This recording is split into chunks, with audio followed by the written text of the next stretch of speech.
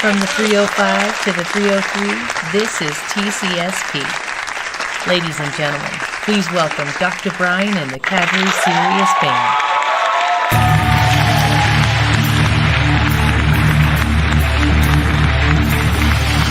Ladies and gentlemen, welcome to the Casually Serious Podcast with Bob, the Cannabis Cowboy, and KenMan. On today's episode of the Mixtape, Heavy Metal Memories.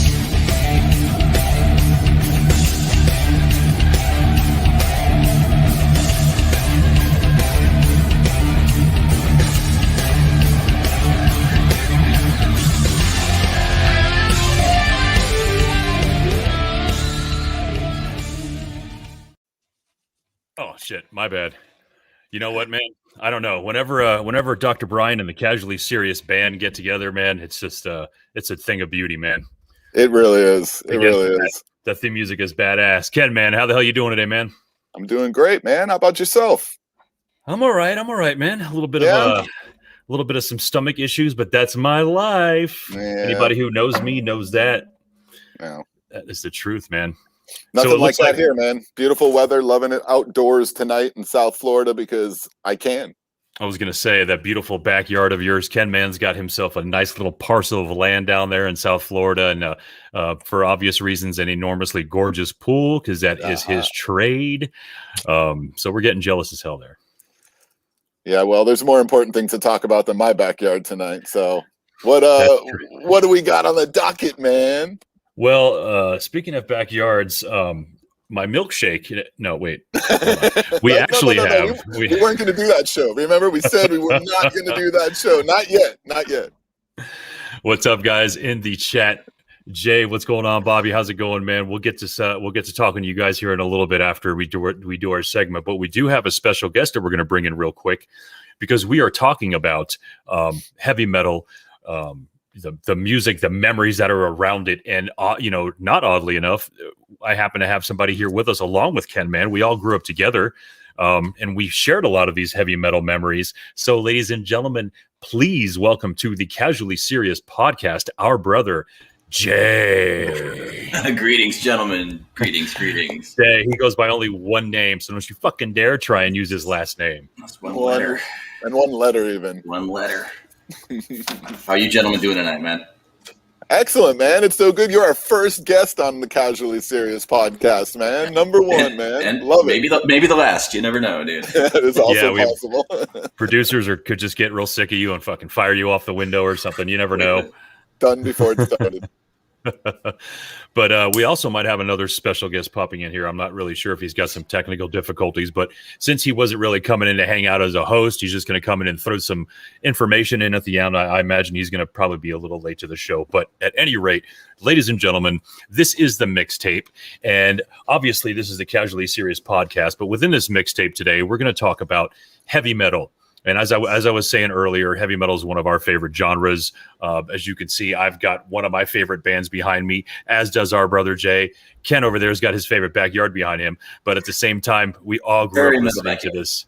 Yeah, we all grew up listening to the same kind of music, buying most of the same albums, and definitely listening to some of the same music over and over and over again. So, at this point, what is your earliest heavy metal memory? I would have to say I was at a friend's house who had an older sister, and her room was just plastered with Iron Maiden posters. Just Iron Maiden everywhere, on wall to wall, and just incredible posters, things that I was looking at in awe. I'm like, wow, what is that? I want to know about that.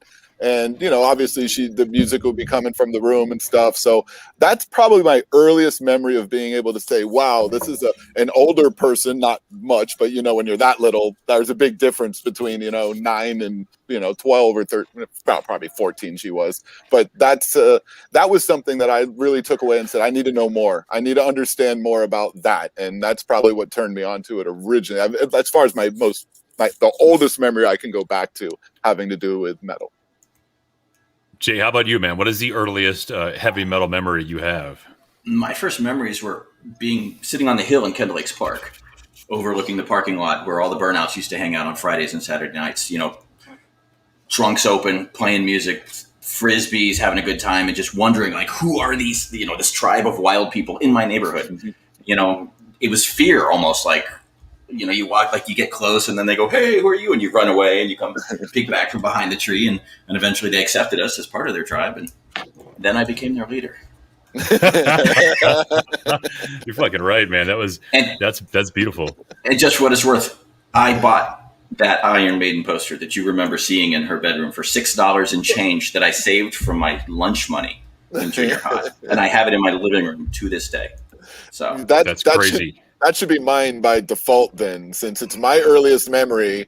I'll give you the $6, but that should be my $6. You owe me $6. You know what? It's funny that you say that, Jay, honestly, because I was going to kind of mention that. And honestly, the Kendall Lakes, like the golf course, that little mini park, or that little section of land, but it really Kendall Lakes Elementary, like you said, and places like that, I think going and hanging out and listening to people listen to the music is what started me on it. Because, even though I was, probably, I guess I would say 10 or 11 at the time, by that point, my brothers had already inundated me with their selections of music, with Boston and Kiss, obviously, and a lot of stuff that I was listening to that I considered hard rock, but it doesn't really, you don't absorb it, I don't think, until you go into like a social setting and you start seeing people reacting to the music and you're like, why are they fucking doing this? Like, that doesn't, what the fuck does that even mean? Why do they turn one song up and fast forward through another one? So it's exactly. So, I mean, that's definitely one of my earliest memories and it's probably the same thing. And while we're at it, man, and I'm going to go ahead and bring our other guest in here real quick.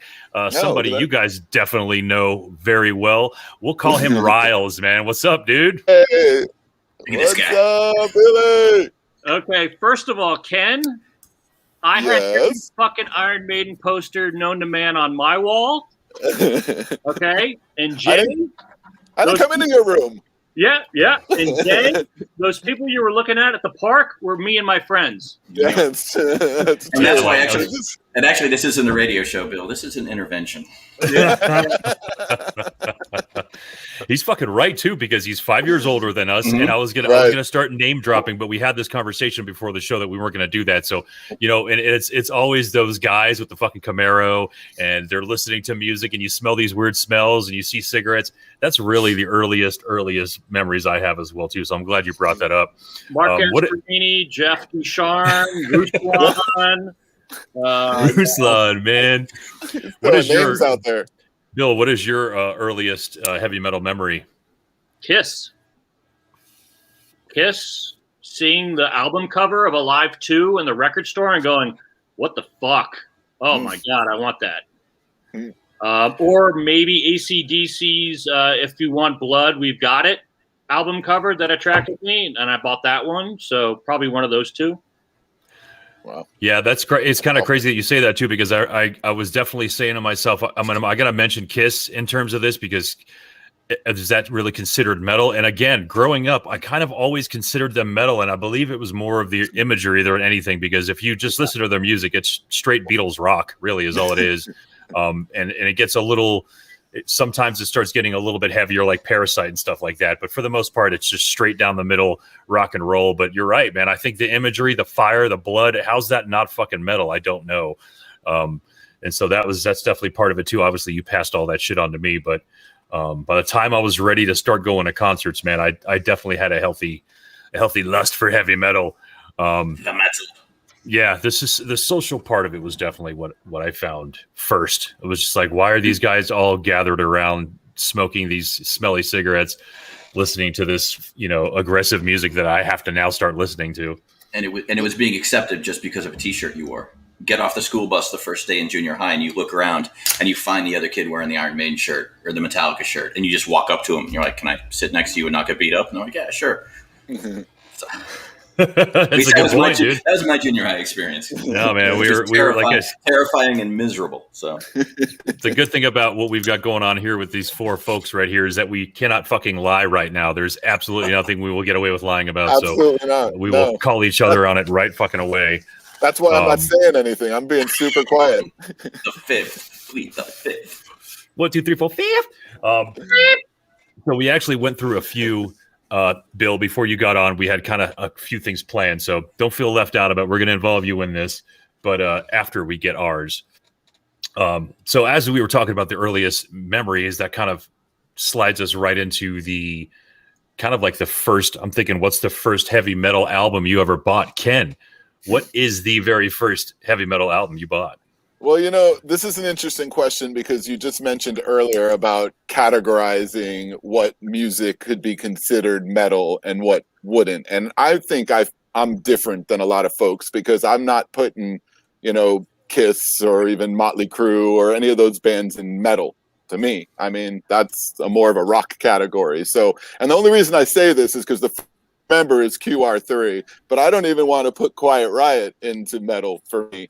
For me, my first metal album that I purchased was Metallica, Kill 'Em All. And that was just after I had to hear one song and I was ready. That was it for me, 100%. So fuck QR3. I mean, Quiet Riot's cool and all, but fucking Metallica, Kill 'Em All, man. That is absolutely my first album, first memory, first thing I paid with my own money to buy, 100%. Nice. Let's see what's up with that. Well, we got a little. Okay,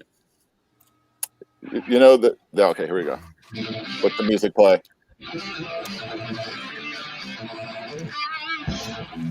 Always too soon.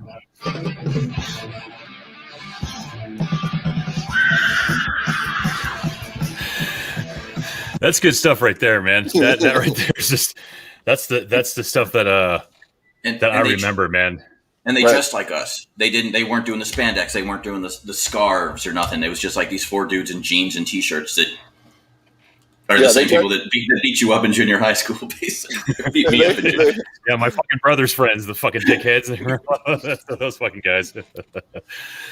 Yeah, for real, dude. They did, and they started the style, and I understand that we have to talk about the new wave of British heavy metal if we're going to get into that conversation, but it's the style hasn't changed, man. Like, I'm friends with Jason McMaster from Dangerous Toys, and he's still like 80s metal dude, you know what I mean? Like, dresses like it, and most people think that it's this fad, but I guess since we're not, like we might not all dress that exact way, but or have the hair anymore. Right. Three of us do. Doesn't Steel Panther still live in the 80s? One of the most entertaining concerts I've ever been to. Yeah, I hear they're just a fucking party band. You know what I mean? It was fun. It was silly, but it was fun. So it worked. It was silly. So Bobby, I'm going to hijack your podcast, and I'm going to ask Ken when his first Metallica show was. My first Metallica show, the first time I saw Metallica would have been at Monsters of Rock in 1980, six in the Orange Bowl? 88 in the Orange Bowl. That was the first time I saw them live. Yeah, multiple times after that was the first time, yes. Yeah, I saw them a year earlier at the Injustice for All show, and I think it was Queensryche that opened for them. That was after. Nice. That was after the Monsters of Rock. Sure? Wasn't it 80s? Yes. No, Monsters of Rock was first.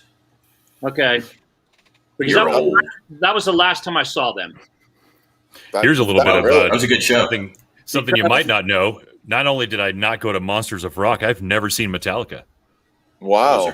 I didn't even know you, Bob. I've never seen them live. Here's the deal. By the time, like I said, we're talking about 88 being Injustice, right? And if I didn't really start gearing up and going to shows till maybe a little bit later than that. But even at that same time, like, I could not stand anything after Injustice. Right. So there's no way I was going to a Metallica concert. So with you. Know what I mean? Right. I agree. You don't want to hear anything off of Black. It's only now where I could be like, all right, I can go check them out. They're fucking cool. There's a couple songs on Death Magnetic that are really good and old school. There's a couple on Hardwired that are pretty good, that are old school sounding. I'm not going to subscribe to the whole albums, but at least they're realizing now that people want to hear fucking Whiplash, they want to hear Lars try and play Dyer's Eve but fail miserably. Nothing else matters with my lighter in the air. Jay, what was your first the first heavy metal album you purchased? Well, what's funny about this, it was Peace of Mind by Iron Maiden, and I'm sure and positive that it's because of Bill. Because Bill told someone who told me that there was a backwards message on that album.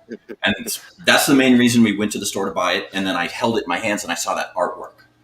And it was just, I had to know what this was. I had to understand it. So took it home to our friend's house and tried to summon the devil. Didn't work. But once I heard the drum intro to Where Eagles Dare, I was just hooked. To this day, it became part of my life. And of course, we don't have Where Eagles Dare. Cue Where Eagles Dare! It's one of my favorite Maiden tunes. Yep. Absolutely. Kenny and I saw not this good. Sorry, Kenny and I still travel the world. Copyright won't allow me to go much further than that, guys. Don't hate me for that. And to this day, Kenny and I still travel the world to see that band because that's what it means to us. That's right, man. It's our religion. Mine. Yep. 100%. There was a good stretch. I know that we did 3 in a row. It was like 14, 16, and 18 or something like that. 13, I don't know, something like that, which is pretty badass. On my phone, man. Yeah, that was a lot of fun, man. And it's crazy too because when it comes to Maiden, oh man, how do I say this without getting fucking crucified? Like, I'm good with Maiden at this point. Like, I'm good. Like, for a solid 5 years, I managed a Maiden tribute band, and we played mercilessly. We toured mercilessly with those guys, and I heard every fucking Maiden song over and over. And I'm not saying that I'm sick of it. I'm just saying, like, there's this feeling that you have to chase these certain songs, for me anyway, and the certain feeling you get from a band. I feel like I felt all that with Maiden already. I would never say no to going to a concert, but I don't think that they're at the top of the list for me anymore just because of all the discovery. And like you said, the amount of times we've seen them and you've seen them. But I mean, then you can ask me, well, why have you seen Slayer 15 times? Because they're good every time. Because they're fucking good. But so's Maiden, dude. Iron Maiden will do a show and do the same show, the same set. And Jay and I saw that show, 5 times? 5 times. And we saw 2 of those shows in different countries, one in Switzerland and another one in Spain. And what was cool about that was being able to be there with crowds of people from another country and seeing that their acceptance of the band and their just passion for the band like ours was. And Bill, you understand this, we were able to get first to the barrier on both of those shows. So we were just right up in the front, as close as could possibly be. And it was just an experience that I know Jay and I will never forget that, because one of those shows, the one in Geneva in Switzerland, was in a tiny little indoor arena, super tiny, smallest one they played the entire tour. And then in Madrid, we saw them in Atletico's soccer stadium, which was enormous.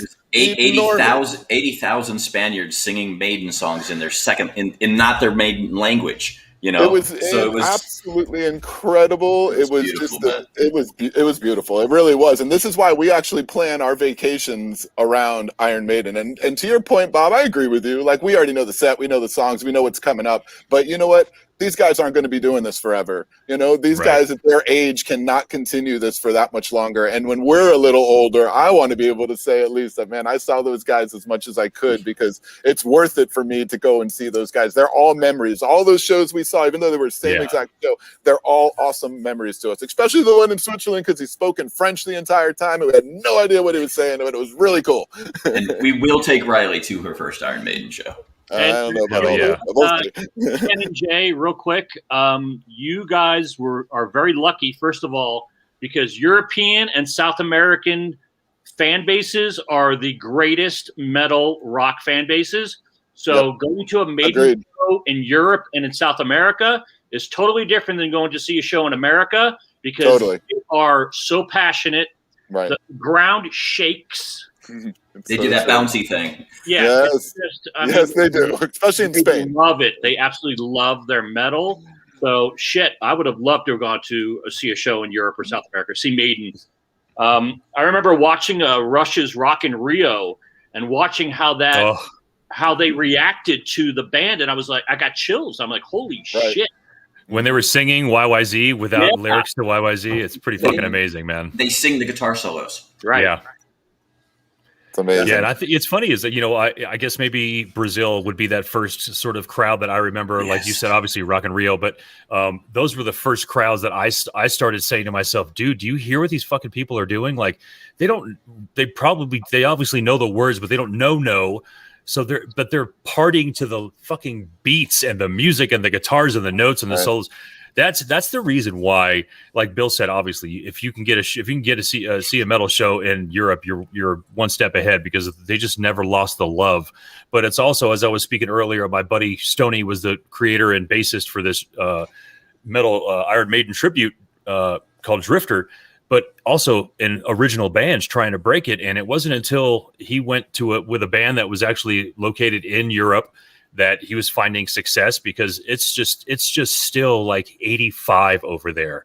Like, like they're still modern, obviously, but they're fucking 1985 metal everywhere but America because of the trending that we do. It's so insane, dude. And that goes for, some of the other classic music as well. And oversaturation of tours. If you live in Buenos Aires, Argentina, you get maybe 2 or 3 shows a year. So when you go. You save up for your favorite bands. And I mean, I'm not going to say I feel too bad because I've seen some ridiculous lineups for some of these fucking European festivals. I'm like, really? How the hell did you do that, dude? I don't know why we can't get those here. I don't know. Maybe it's the money. There's no way to sell that out in America. Right. There's no way. I mean, unbelievable. Like, what's that? At Donington? I mean, Monsters of Rock. Yes. You could probably get that here. I just don't know why they don't. It comes down to transportation. You can get anywhere in Europe to anywhere in Europe in like 20 hours on trains. Yeah. In America, you got to hop in the car and drive, and it's just. But if you do a big enough show and you have the right names at the show, I mean, really, it's who you're bringing out. I mean, it's at the end of the day, that's what's going to bring crowds out. It's going to have the right names at the show. Yeah. Well, I remember as I was kind of growing up and listening to various kinds of heavy metal, hard rock, at the same time listening to hip hop, as most of us were. Miami, Florida was different. Without spinning off too much into a different direction, Miami, Florida was, I think, a little different than most places because obviously the great hip hop and even some of the awesome punk and thrash was coming from New York, and it trickled down to Florida. Excuse me. So we were able to get all of that. But we also got a lot of West Coast metal and a lot of being in Miami was kind of cool. We were sort of an antenna for a lot of really different great music. But having said that, stuff from South America, like Sepultura and stuff. Yeah, eventually, we would get to hear some of that too. Yeah, which I don't know how quickly we would have been exposed to that if we grew up in like Montana or something. But it still hasn't got there yet. That started to stop in like say 2000, 2001 in Miami. But they just stopped coming down because they couldn't sell anything out anymore. Right. So they would go they'd go to Fort Lauderdale and stop, and then go right back up to Orlando. They wouldn't come to Miami anymore. Well, I remember, and I didn't find this out till much later. The band whose album I first bought for a heavy metal band had probably been touring for about 75 years before I bought this particular album. And anybody who knows who I'm talking about knows. Twisted Sister had been a touring band for probably, I think, 10 years by the time this album came out. But when I saw Twisted Sister, it really had nothing to do with the fact that they were dressed in drag, although that was a little bit more terrifying than I thought it would be. They were just really, really, really, really heavy. And I don't know, man. There was just something about them that I was like, I got to have their first album. So Stay Hungry was the first album that I got that was heavy metal. And I mean, I don't know. There's the songs from this album are just so good. It's so scary. It's so scary, dude. They're gonna burn in hell. Fucking wear those shoulder pads, D. Lord humongous. What show was that you saw, Bobby? Lord in heaven, JJ French will eat you. Mark Mendoza will have your babies for dessert. It is just an insane band, dude. What year did you see them, Bobby?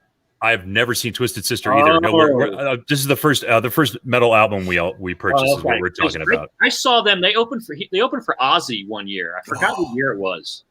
Might have been like 84. No, that was Crue. Yeah, Crue was part of the with somebody like in 84, 85. Dio? That right there was 2005, and I think that was I kicked myself because I don't really know where I was mentally in 2005. Matter of fact, I think I was down in Miami at that point. 2005 was that tour when they did Stay Hungry front to back, and I was like, I've never seen Twisted Sister. I have to go to this fucking tour when it happens, and it just happened, and I didn't hear about it until like 10 years later. And again, they headline 100,000 people festivals in Europe. They play after Maiden. You know, they headline those shows because it's just it's such an not oddity, but you know, they've just been gone for so long. When they came back, people were just like, gotta see it, gotta see it, gotta see it.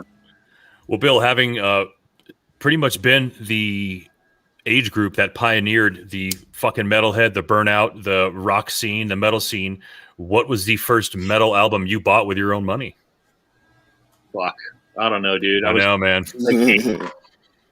I was like 8, 9, maybe.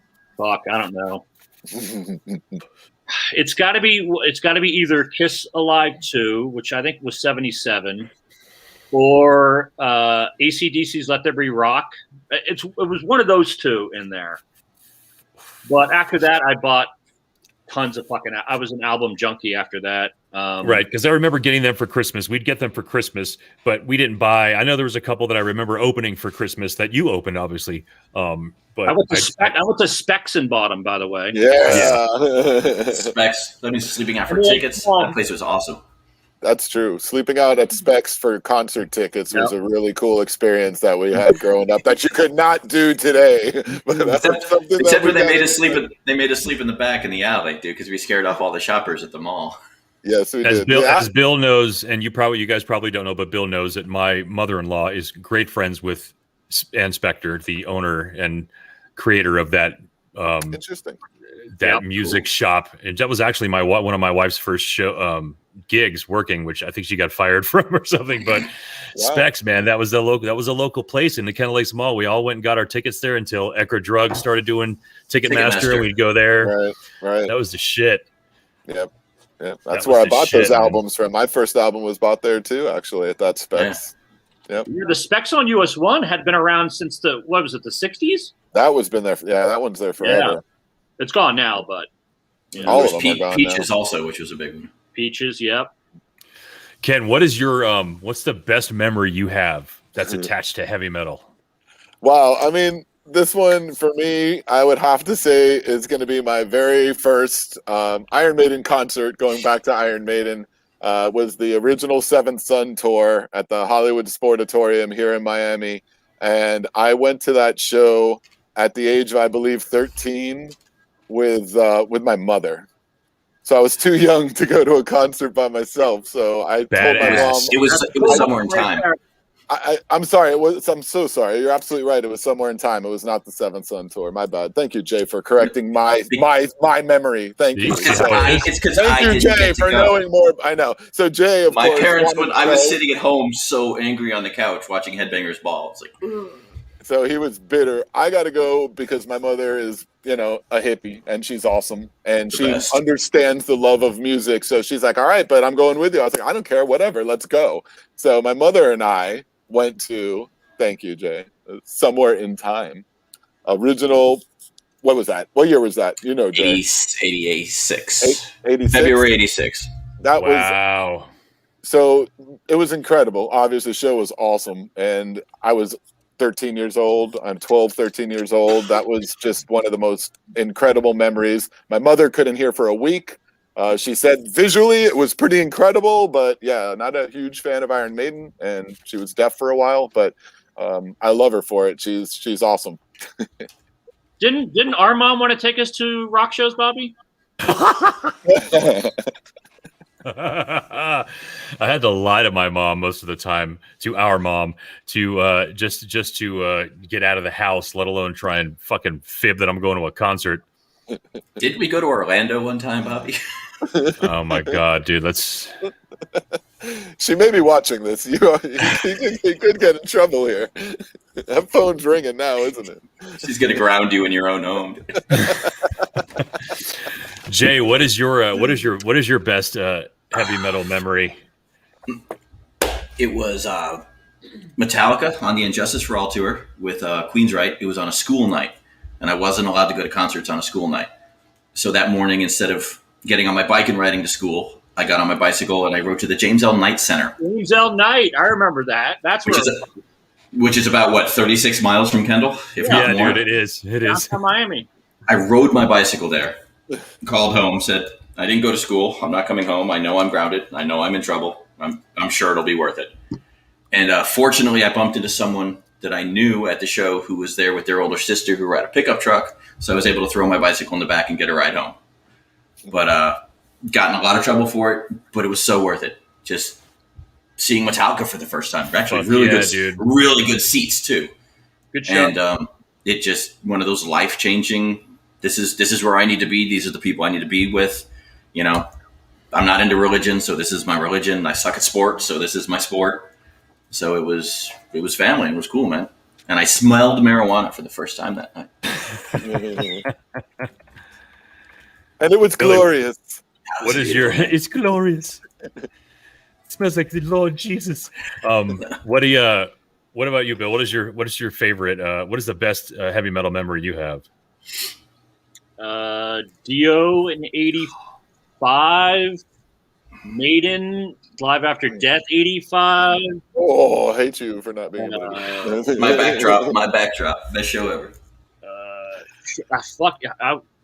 Slayer at the Cameo? Jesus Christ. Wow. Good shows, dude. We drove by the Cameo today, and I took pictures of it just remembering Slayer at the Cameo. Yeah. Uh-oh. God, fuck. I just don't remember a lot of them, but those are the ones that stand out only because I was just like, just amazing. Iron Maiden was fucking amazing. Just their stage show back then was just insane. Nice. Yeah, that was the good stuff right there, man. That was a great show. That was a great fucking show, man. I told you my Guns N' Roses Motley Crue story last time, right, Bobby? I don't know. Let's go. So Motley Crue released Girls, Girls, Girls 87, I think it was, and Guns N' Roses was opening up for them with the Sportatorium. Nobody knew who the fuck Guns N' Roses were. The album had just come out and never hit. I worked my way up to front row. Can't wait for Motley Crue. And Guns N' Roses came on, and it was the loudest fucking awful fucking show I ever saw in my life. I was like, get this fucking guy. Axl Rose was screaming, get the fuck off the stage. Okay. So 6 months later, we finally started hearing Appetite for Destruction. I'm like, God damn, I saw these fucking guys before anybody knew who they were. And I just did not pay attention to them. 2 years later, I went to the New Year's Eve show. I think it was at Joe Robbie Stadium. I was like, it was 89 to 90 or not, whatever it was. I paid like $200 for a fucking ticket. I'm like, I should have paid attention. Holy shit. Back then, that's fucking money. Yeah, it was crazy. Yeah, I miss the Hollywood Sportatorium, man. I that's actually one band where I know that when they first dropped, that debut album was probably one of the best debut albums that put them up there in the top 15, 20 of hard rock heavy metal of all time.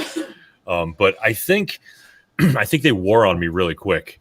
And I don't think it really had anything to do with the media and Axl. I just think hearing that album so fucking much, I can't hear it anymore. Oversaturation. I put him up there with AC/DC, where I just can't listen to them anymore without unless it's a specific song. I can't listen to Back in Black AC/DC, but all the old Bon Scott stuff I still jam to. Right, I agree. Like fucking Whole Lotta Rosie, Jesus Christ, but all day long, man. That's what I mean. Yeah, and shout out to Lee Scott and Big Balls, which was another amazing AC/DC tribute band that used to open up and for Drifter. That was the good years. These guys just did all the Bon Scott era, so I got really acquainted with that because of that too as well. But it's kind of amazing, man. They were a lot harder. They were a lot crazy, driving harder. It seems like with Bon Scott. I just think they were more reckless, which is sort of what caught the eye of everybody. And then I'm not saying they toned down much, but Brian Johnson was different. Any existing bands that you haven't seen that you really want to? That are still touring? Yeah. That would be in a normal world that you have not seen. That I want to see? Yeah. Fuck, I don't know. I think I've seen them all. All the ones that I've wanted to see. I think I have. I mean, I really stopped paying attention to music after like 2003. Like any new shit, I don't really care about. So I think I've seen them all. It's a good thing to say, man. Congratulations. Yeah. And it's probably the consensus of the four of us, to be honest. I've missed Overkill twice, and I am so bummed about that, dude. Because I love. If you want to go way back, fuck Led Zeppelin, 1975. I'd love to have gone seen them. Yeah. Pink Floyd Animals, 77. I would have died to see that. And they played in our backyard at Miami Baseball Stadium in 77. So And I think Gina went to that show, Bobby. Oh my God. Yeah, she That's went to a lot of insane. the shows. Yeah, so Aerosmith in the 70s, I would have loved to have seen. But Again, Miami, Florida, man, for the the 60s, 70s, and the beginning of the 80s was very fucking rednecky, southern. Definitely rock and roll forward. I knew about Molly Hatchet at a very young age. You know what I mean? Like there was just sort of that southern fucking rock thing was pretty big, man. And there were all day festivals at the Orange Bowl with like Ted Nugent, Molly Hatchet, Leonard Skinner. Just like 10 bands in one day at the Orange Bowl. People forget. And the tickets were $10.50. So we called it Miami before it was Miami. It's true. Right around 1980. Yep. How about the you, baby? So yeah, around 1980, that all changed. So everything changed. Yeah, in Miami. Yes, it did. It's funny that Simon, our brother Simon, is like, I was with you guys at Slayer. Yes, in the van. That's right, he was there. And by the way, Simon, you stole my Nirvana Nevermind cassette. I would like it back. Yes, and I would constantly be in your car listening to that Nirvana cassette, having not known that you took it from my friend Jay. But it didn't we were matter. subsequently driving around in Simon's car, listening to that tape afterwards. Exactly, for that's what sure, I'm saying. For a long time. That's what I'm saying. We went to the point. He had the best system, so we put it in. We listened to it like side A, side B, side A, the whole night, nothing but Nirvana. And the night was over, and he's like, "Hey, man, this is some great music," and drove off. And I was like, "Hey, that's my tape, and you're my ride. Where are you going?" People are like, tape? What are these people talking about tapes? A tape. I got to say that Cameo show for sure is probably, and I don't know if I want to say it's my favorite, but at the same time, it was the very first amazing metal experience I ever had. Was that show 1991 at the Slayer at Cameo Theater. So much opening. So that, with Testament opening up for the doing the New Order, that was they were touring in support of that, right? And that's pretty fucking. No, it was Practice What You Preach. Oh, really? Yeah, New Order was 87, I think it was. I mean, that was 87, I think. You got I've seen Testament more than any other band because they always opened up for all of the other bands, and they're one of my favorite. They're great, so good. They because between 2007 and 2012, Jay, you and I saw them like 6 times. Yeah, along with Megadeth, along with the fucking Summit out here, man. Like, it's so crazy, man. I saw Russell Robbins popped up. He's got to say, "What's up, Russ, man? Thanks for showing up, man." He said he saw Overkill at the Button South and met and saw Robert Plant and Jimmy Page. And he was at Slayer with us. We could. And I know that. I know Jay. I don't know if you have pictures of that night. None. Because you normally are the one that has pictorial references of in some way. You're the only one that has any of that shit. But I do vividly remember that van ride, and it's sort of like the kidnapping scene in Old School. and Silence in the Lamb. One of the two. Around like. We had drugs we should not have been probably had on us at the beginning of that show. Do you remember the parking spot we got? I do remember. It was right. I pulled up and like a delivery van left, and I just parked right in front of the front doors. We got out of the van and walked into the venue. Yeah. There was a lot of reasons that I contributed to being one of the best heavy metal nights I ever experienced, and it was that parking spot was one of them because I remember saying.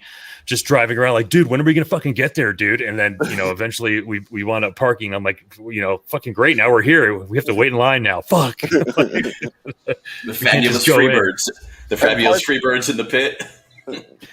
And parking on the beach is terrible. So, I mean, that venue, for those of you that don't know, is a small theater venue on Miami Beach right on Washington. That's a really cool venue. But that was one of 2 times I was afraid at a concert.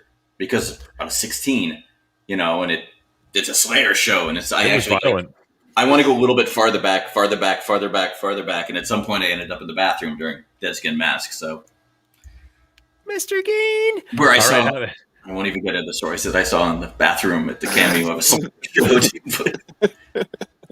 That's a different show.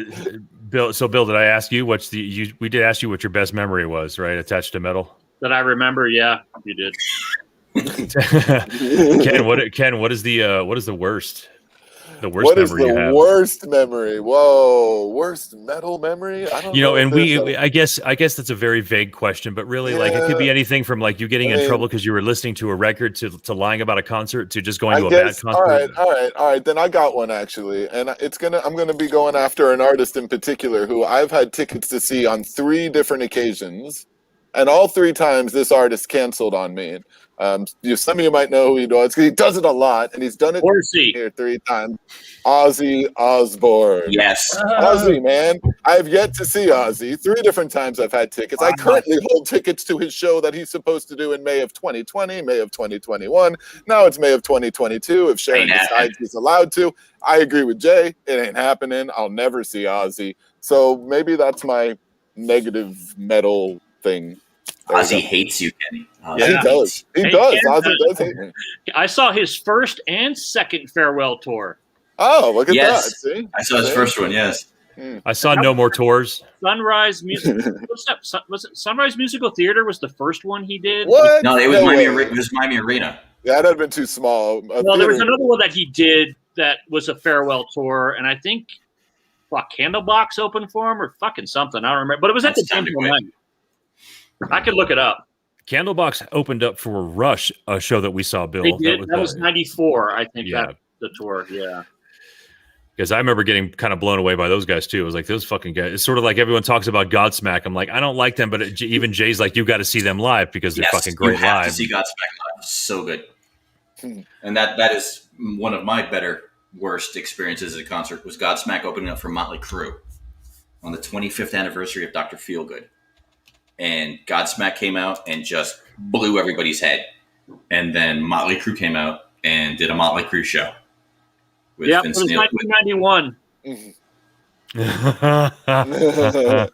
found it. Hey, sorry the cancel's on you, man. Karen! But I also saw Ozzy with Motley Crue, and you didn't miss anything, Kenny, because he was absolutely fucking hammered on every show, and he slurred and sucked. Surprise. Yeah. I was just happy to see Jakey Lee play in '84. Oh. So I was there for the guitar because Ozzy was always.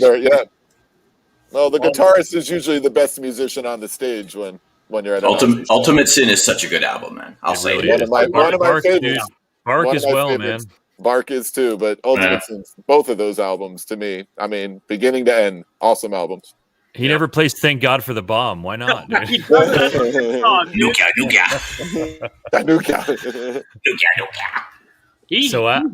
fucking album. He hates it. I don't know. Yeah, he does. Yeah. It's the production. It's the production value. He wants to remaster it because it sounds paper thin. Like if you listen to it through good headphones or good stereo, it's like Theater of Pain. Like Theater of Pain, it's so thin. Yeah. So there's no low end. That album fucking sucked, except for Home Sweet Home. I'm fighting words, Bill. Well, Theater of Pain, really, for Motley Crue? That was my introduction to. Oh, because fucking. It's like Somewhere in Time was my introduction. That was the first new music that I got. Yeah, right. So that will always be the dearest to my heart. Okay. It's like. And Justice for All. It's not Metallica's best album, but it's my favorite album because I listened to it on my cassette tape, which was, zip tied to my BMX bicycle ride around Kendall Lakes Park until I crashed. Bunny hopped Kenny Manheimer's head. You did. Thank you for that. I might not be here today. I did not kill Kenny Manheimer. I've got a very... you bastard! I said your last name. They're coming to get you, dude. I suppose I have a cliche one. He's so fucking bad now. Oh my god. 103. Oh my god, in heaven, man. They're the only people that were like, thank God for coronavirus. We don't have to go on tour now. So Jay and I were at this show, and it was I wanted to go. I guess maybe I was talked into it for some reason, but because of this was really the reason why I wanted to go. Kiss were really good that night, though, man. Because they were playing a track. My house. So yeah, did you? This was who we were waiting for, but Motley Crue fucking really did not do very good. Well, you don't blame Motley Crue. You blame the fat fuck in the front. Hey, I was not in the front, dude. But apparently he's lost like 60 pounds, and he's singing like, I don't know if you saw the Van Halen shows in like 2012 when he came back. Yeah, when David Lee Roth came, I saw that. I saw those shows at Fort Lauderdale, and David Lee Roth sang there. every other word. Mm-hmm. Yeah, exactly, and not well. No, not well at all. It was exactly. I was there to see Eddie, and he was fucking hammered drunk too. Yep, he was. Yep. You don't have to ask me, Bob. Van Halen and those 2 dates were very disappointing. That was my issue. It's one of those. I've heard a lot of bad things about that tour, just like the police reunion as well. Like those 2 tours notoriously. That was 2008. That tour with David Lee Roth. Yeah, 12 years ago. We're old. It's just that what the problem with Roth is that we always know he wasn't really a singer, but the theatrics he did with his voice is something that you couldn't hold up. You can't continuously I can't even do it anymore, dude. That fake that inhale scream he does. It's fucking, he does it in everything, and he can't put it in there, and it's just like, wow, all right. Now he's just like smiling all the fucking time, trying to hypnotize you with his teeth, like. So speaking of real quick to that Kiss show because I was at that show too, that most recent one, and to me it was a pissing contest between Gene and Paul most of the time of who can control the crowd and get more people to cheer for them. When it was Paul's turn and he did that all, y'all want me out there? Y'all gotta cry for me. What do you say, Badenell? You want me? You gotta call for me. I mean, I wanted to kill that guy. So whiny and obnoxious, man. Seriously, like cut all that shit out. Sorry, I know you're both huge Kiss fans, but it was super annoying. He speaks like he's possessed by a New Orleans black man. Yeah. It's really, he's got this southern, how y'all do it out there? Like it's weird. It is very, he should not talk. And you see Gene kind of like cowering behind, oh my God, like shaking his head like, oh God, please stop this. Look. They used to do that when Ace spoke. Yes. I didn't know what Ace had to say. Oh God. Come on, dude, do your Ace, buddy, please. I don't know why. You guys want to get stoned? Let's go. Let's do some cocaine later, guys. How you want to do that? I don't know why I was surprised, but that Ace Frehley show that we saw at that little venue in Denver was one of the best rock concerts I've ever been to. Oh yeah, he was fucking. But you know what? He was awesome. But his other guitarist was really good. Oh, Richie Scarlett. Yeah, Scarlett's a badass. So good. But it was nothing fancy. It was like 5 dudes and amps and a drum. No fire, no pyro, no inflatables. Just playing it, man. And it was so good. He's got that. He just kind of put that band together. There were Guns for Hire, but they were fucking really good, man. And then he got rid of all of them and hired Gene's backing band, who Gene is the manager of. So, yeah, I don't understand that. It's like a Southern wedding, dude. Well, you got to do what you got to do. What can you do? You got to get your money. Just fucking do it. Fuck Gene anyway. Oh man, yeah, those are. Yeah, exactly, dude. Exactly. Wow, nice. Yep.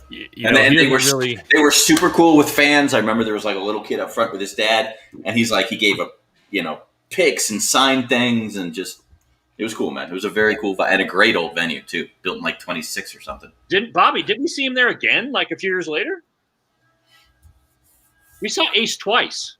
Yes, we saw Ace. We had seen Ace.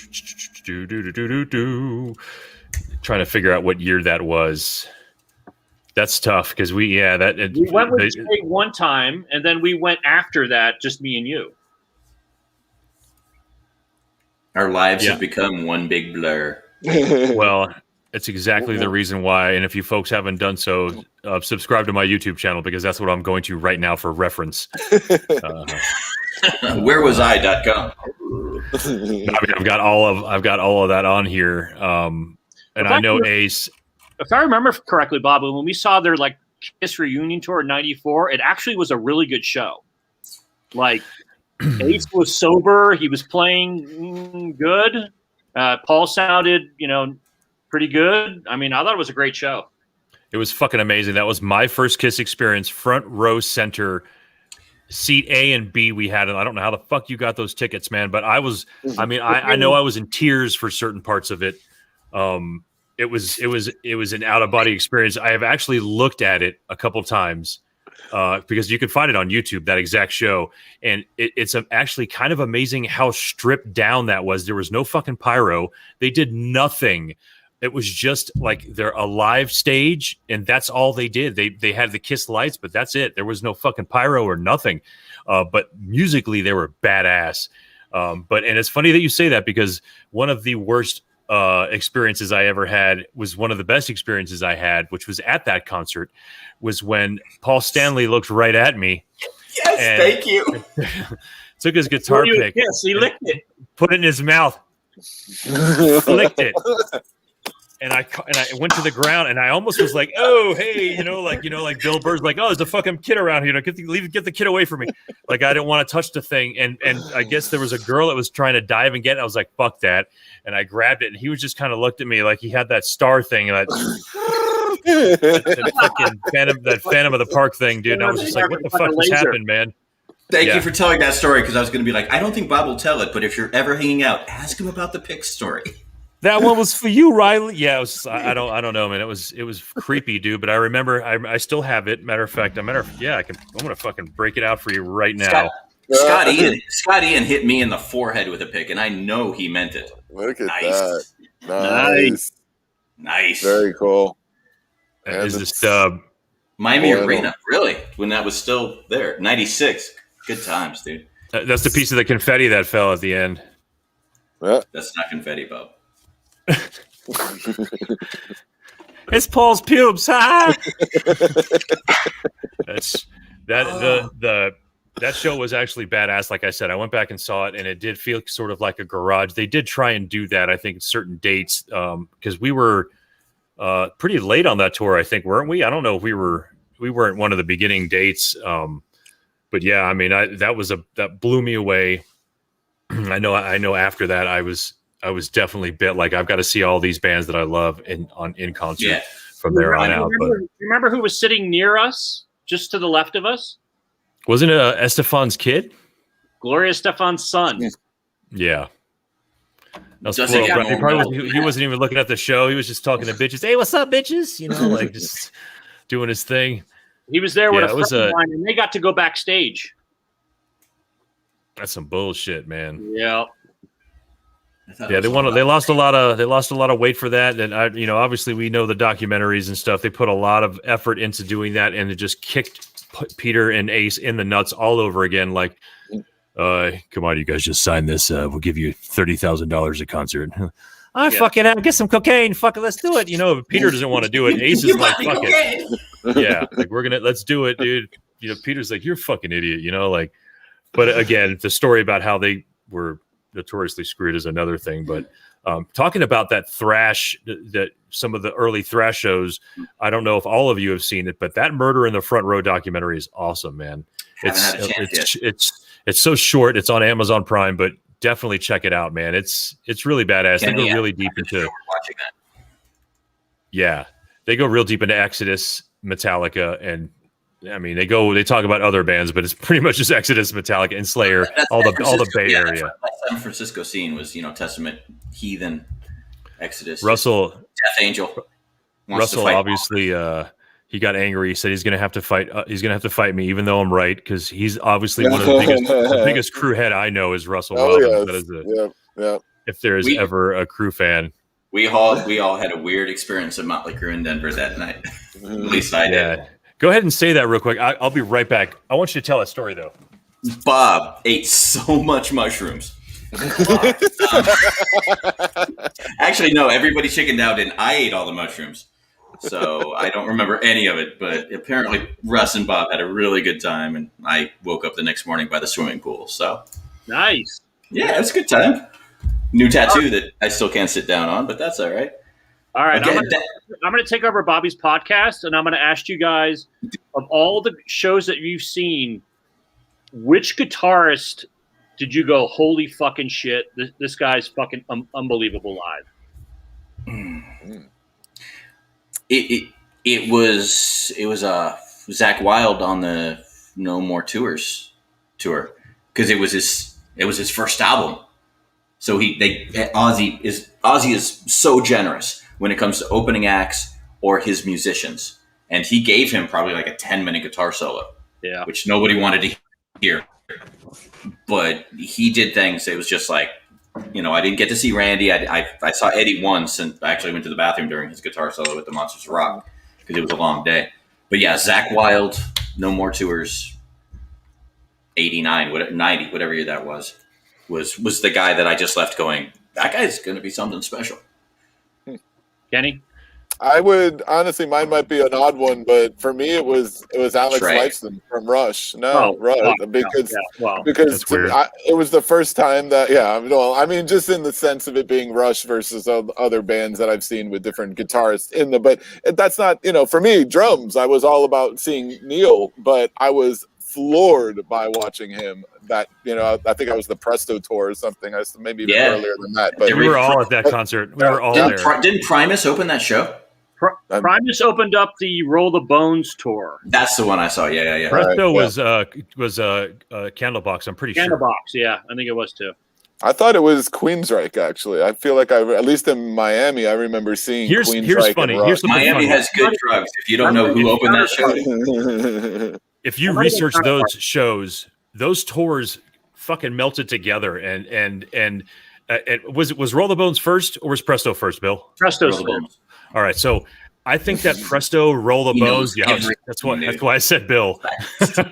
That tour sort of, I think they melted into another tour, and we were sort of in the middle of all that, where they were transferring. And so there was a couple of dates where they had different openers, I think. So I remember researching it because I don't know if I have the stub for it. So I was like, did I even fucking go to this? Like, I need to make sure. And I'm almost positive it was Queensryche because it was a freaking sick show. I mean, I'm a big Queensryche fan, so to me, that show was spectacular. I'm pretty sure it was. Wow, man, that's ridiculous, dude. This is a book of every tour date they ever did. Look how fucking thick it is. God damn, Bob, that's awesome. Didn't you get me one of those for Iron Maiden, but it was from Brazil, so it was all in Spanish? I don't think so. No, that wasn't you? I don't think so. Well, I guess you're not a good friend then. No, that sucks. So, I'm going to give you my answer. I saw Megadeth and Marty fucking Friedman. Mm-hmm. I was front row, and I saw he was right in front of me, and I was like, this guy is one of the fucking greatest guitarists I've ever seen live in my life.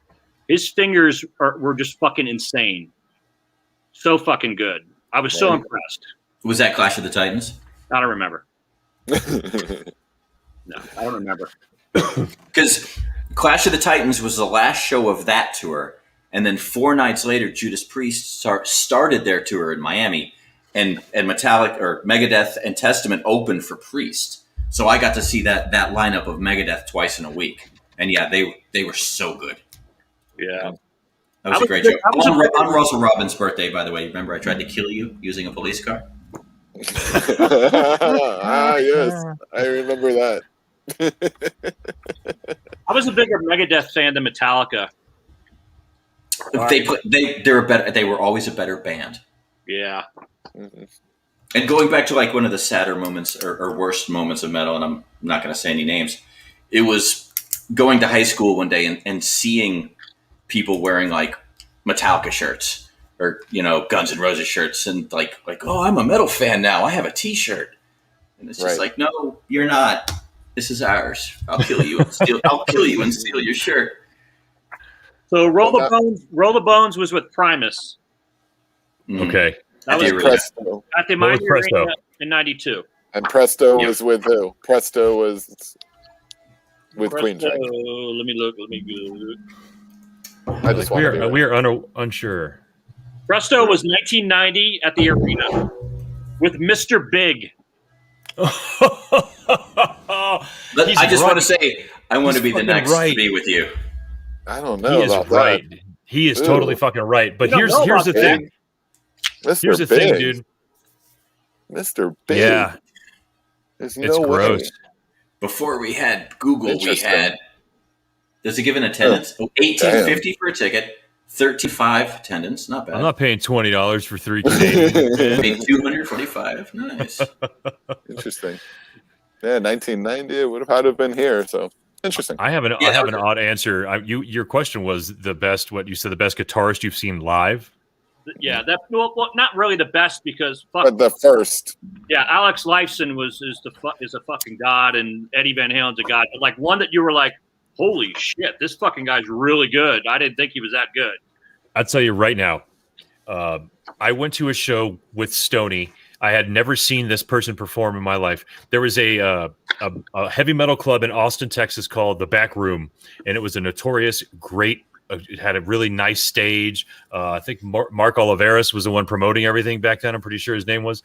But my friend Stoney said, "Hey, man, have you ever seen Dio?" And I was like, "Fuck no, I've never seen Dio." He's like, "All right, dude, we're going to go see him at this little club." It was a club that I was always booking and promoting at for my buddy Stoney and his band. He's like, "We get a chance to go see Dio now on the same stage I've been playing at and yada, yada." And at that time, this was their guitarist, Doug Aldrich.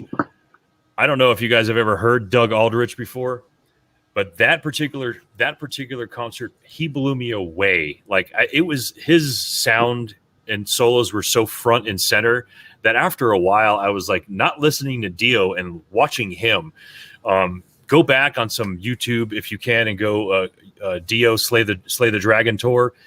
He is insane. Just really, really good. I think he's just one of those guitars for hires too, kind of like he's been in like 5 or 6 different bands, but that guy out of nowhere. He was with Ozzy too. Yeah. He played with everybody good because he was just a solid, really solid, good fucking guitarist. And Bob, you remember when we saw what's his fucking face for Night Ranger?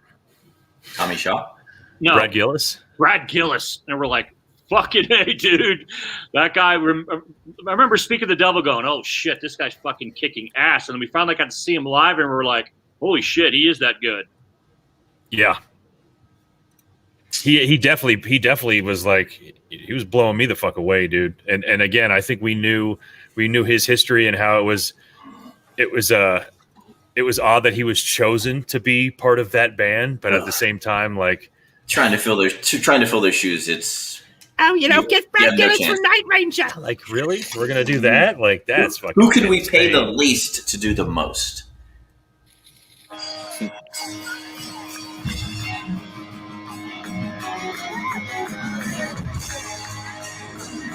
Fucking Brad, dude. Do your thing, Brad.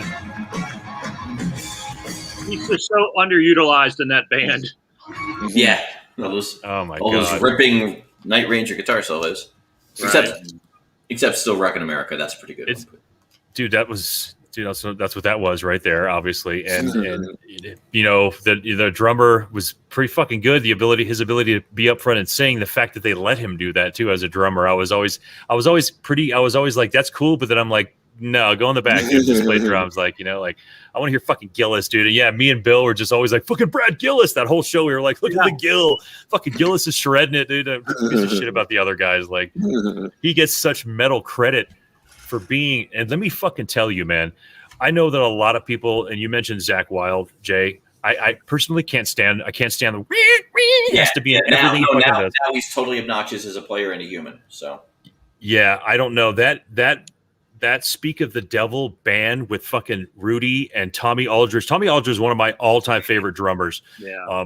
That band, and I guess everyone's like, how amazing would it have been if Randy was still there? I fucking get that, but he wasn't. And Brad Gillis of Night Ranger came in and played all of that shit swimmingly fucking well. And then, like I said, with Tommy Aldrich just being one of the greatest drummers, The Wizard is one of my favorite songs because of the live version of it from the Speak of the Devil tour. One of the best live albums ever, and it was not even supposed to be made. You know the history behind the making of that album? No. They owed Black Sabbath one more album. Ozzy owed them. So he went and said, I'm just going to fucking do a live album all black. You don't hear any Ozzy solo on that album because it's all Black Sabbath stuff because he owed them money. So he did that to pay them. Oh, interesting. It's definitely one of my favorite versions of Symptom of the Universe is from that fucking album. That's the only, I won't say the only, but that's the only early Ozzy album I never bought because I didn't want to hear them doing Black Sabbath songs. Because at the time I was like, I don't want Black Sabbath, I want Ozzy. And looking back, I went back I and ever put that together. backwards with Ozzy. Like I got into Ozzy, and then I was like, oh, what was this other band he was in? And it was like, oh, it was those guys. There are probably a few bands I did that with, if I'm being honest. But Yeah. I mean, I don't know. Are there any? And I can lead this off, and I know that what Bill said is kind of accurate. I know that we, in the age group that we are, we probably stopped listening to specific types of music, or noticed that there was no evolution in particular, at least in metal. Are there any bands like post '98 that you guys are impressed with? Because I personally, because of Jay, well, I was actually driving around in Austin, Texas, in I think it was 99. That's when it came And out. I remember hearing this fucking song. It was just sort of like, it just was so riff heavy. And I don't know why I thought the chorus was something about Jesus of Nazareth. And I'm like, they're singing about Jesus of Nazareth, dude. This is weird, dude. Come to find out, it is obviously it's Slipknot. Jesus, it never ends. It's obviously that. And I was blown away by them. And I never thought I would listen to a band that was like new ever again, because I didn't think anyone else could do anything to me sonically. But when I first heard Slipknot, I was blown away, and then I kind of tucked them away for years until I moved out into Denver in about 2007. And Jay was like, "We've got to go see them." And then I think we've seen them 4 times since because of that. But that's besides them. I don't know. Are there any new bands for you guys, Ken? New bands? No, not really. To be honest with you, I'm such a classic rock person anyway that, you know, with the adding metal and hip hop and the stuff that I like, I just feel like I kind of already got my music. So there's really nothing that I would say after 2000 that's new. I mean, maybe new to me, but not new to at that time. You know, I have opened my mind to some different types of music that was around prior to that as well that I still like, but not so much, and especially not in the metal world, to be very honest with you. Would you consider a Perfect Circle to that? I guess they're 2000, 2001. I mean, they're definitely metal. I don't tend to. I don't know if I could call them. You know, it's a Maynard experience, really. So it's no matter what. I think mentally they get sort of lumped in with Tool, but they're different, a completely different band, obviously. And I think they're a little heavier in some ways. Than who?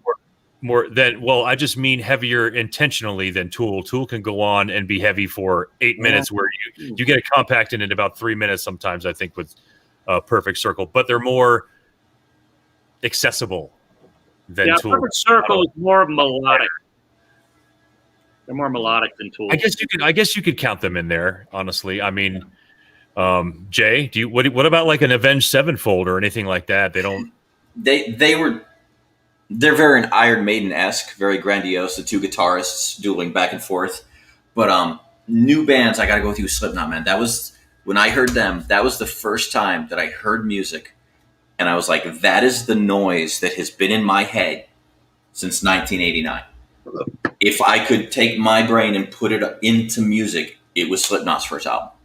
The aggression, the anger, the confusion, the DJ with, you know, the house beats, but the 2 guitarists who were Iron Maiden-esque, the drummer who was just, I didn't even think he was a real human being. Yeah. But Slipknot, and granted, they're like 20 years old at this time, which shows you how old we are. But that was the first band that I listened to that album and I was like, holy shit. This is what has been missing, not in my life, but this is in my life, because I have no life and I live for that. Basically, it's what it is. But Soulfly, also Max Cavalera's solo project after he left Sepultura, their first 4 albums are just masterpieces, in my opinion. But Slipknot, got to go with Slipknot. You know, I remember that. And TDK, by the way, TDK, if you like little Asian boys, so good, dude. What? What the hell? I'm sorry? Wait, is this live? Are we on, dude? If you will. All right, man. I don't.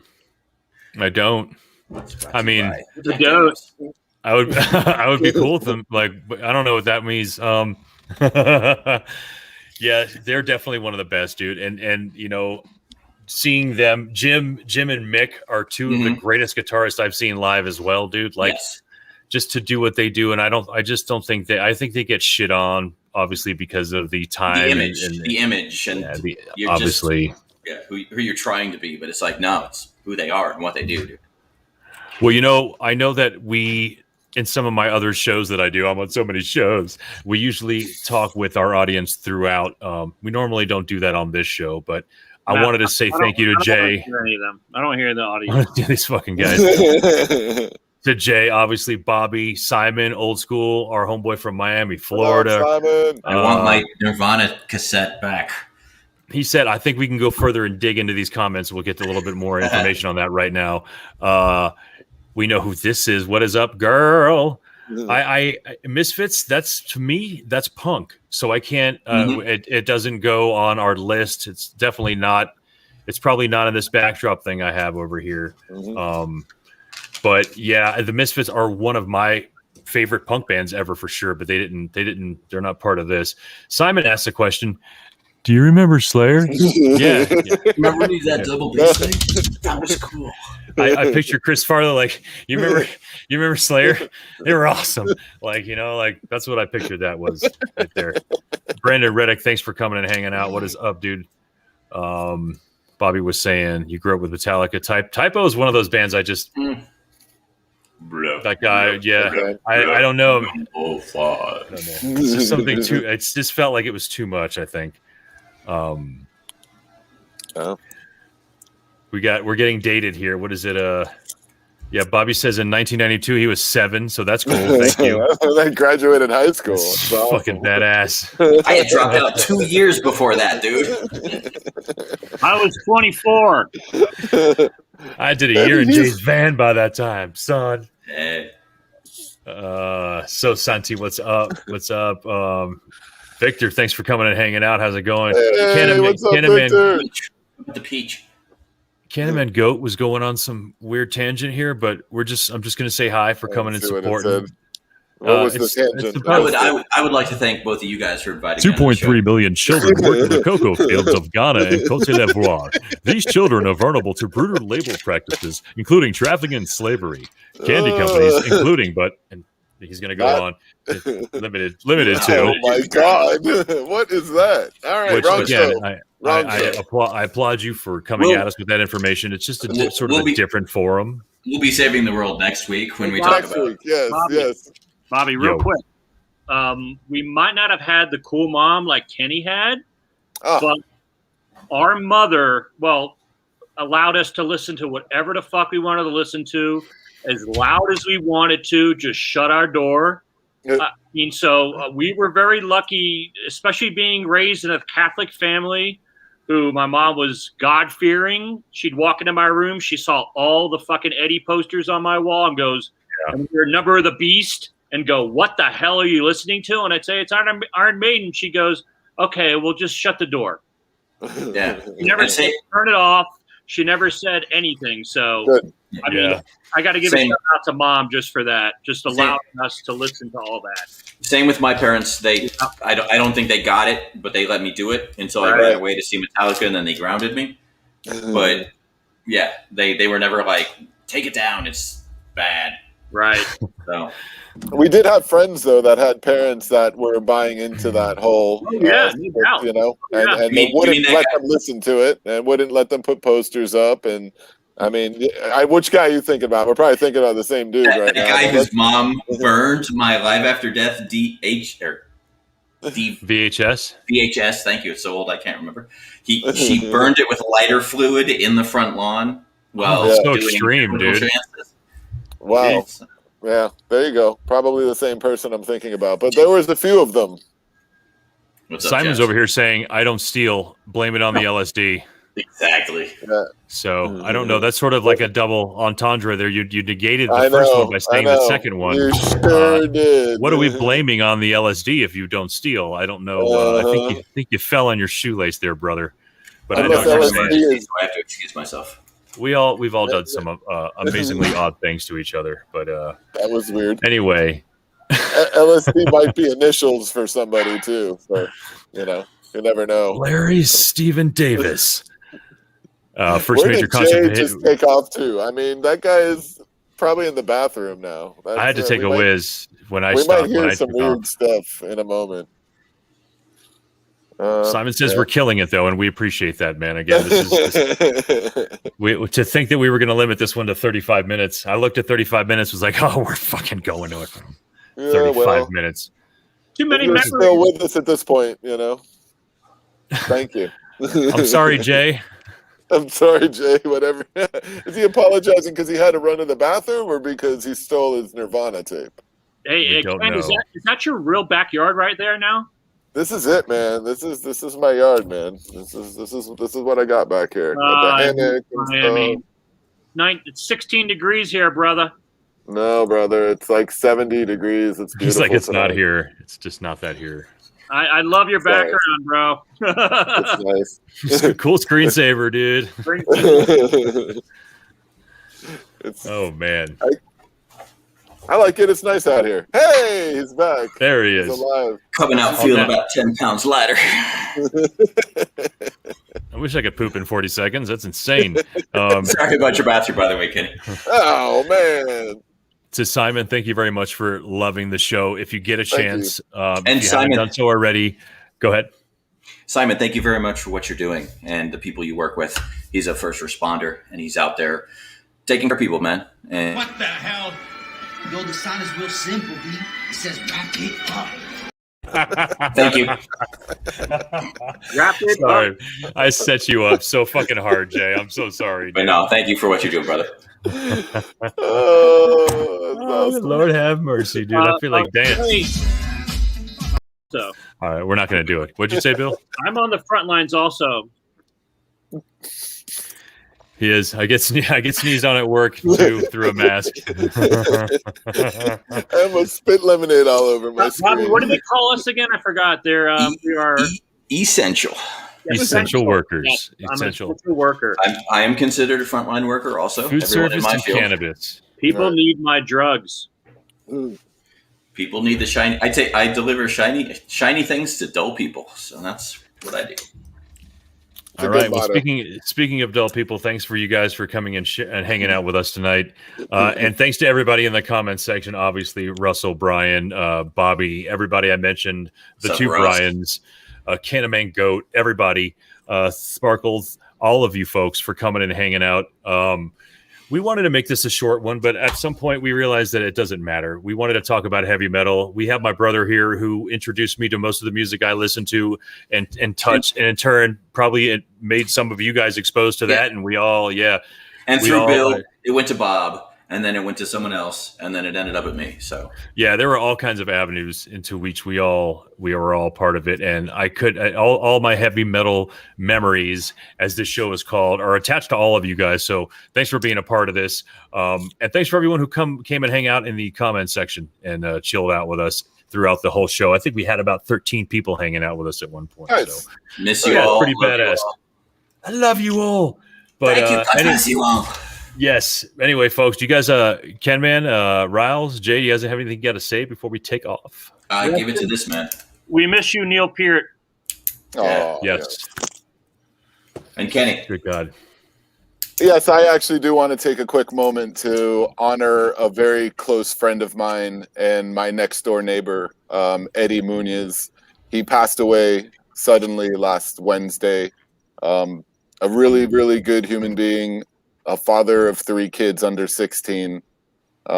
Unfortunately, he was doing treatment for cancer, and his body had just had too much and gave out on him. He's a really good person. We miss him terribly here. It's been a very rough week for us in my neighborhood, and of course, obviously, his family. And I just wanted to send some love his way for him and his family, and just to honor him at this moment in front of everybody. So, Eddie Munoz, we love you and miss you.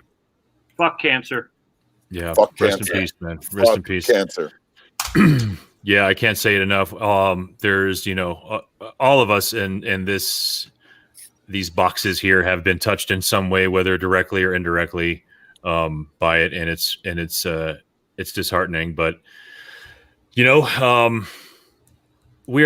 know a lot of fighters, and we tend to associate ourselves with a lot of fighters. And regardless of how strong it is, you are a fighter sometimes. That cancer is a bunch of fucking bullshit. But rest in peace, man. We're sorry for your loss, man, for real. And how it affects those who are left behind. Pretty much, man. Well, on that note, guys, thank you so much for coming and hanging out with us at TCSP, aka the Casually Serious Podcast. This was the Mixtape. This was the Heavy Metal Memories episode. Thanks so much for my brother Riles coming and hanging out. Jay's over there fading into the back, power slaving it out there with Eddie, and our boy KenMan's up there just making me jealous. Although I keep thinking of cockroaches, but anyway, man, rats. He has Not here. rats in his Not backyard. here. No cockroaches. I do have rats, but I have no cockroaches. Stephen Piercy is running around his backyard as we I don't speak. even care. I'll fucking talk to the rats, bro. Roaches, forget those it. bushes right there. Yeah. No, the rats are pretty cool, actually. Anyway, guys, I love you all, man. Thanks for so much. Go ahead, Jay. I wish we could hang out, dude. I wish all four of us could just sit back right now and have a couple drinks and just continue this conversation, man, because this was a lot of fun. Eventually. Hey, well, you and I, much. Ken, you're right there next to me. We can hang out. Thank you very much to the Canis Cowboy, as I know him, Bob, and KenMan. I've known him. I'm 47. I've known Kenny for 44 years. So true. That's the relationship we have. I've known this guy for, let's see, since he's born. 47 long years. That's not fair. That's not fair. Brothers from another mother, man. All you guys. Love you, and thank you so much for including me in this conversation, dude. It was great. You guys have a good night. We'll be in touch, man. We'll talk to you soon.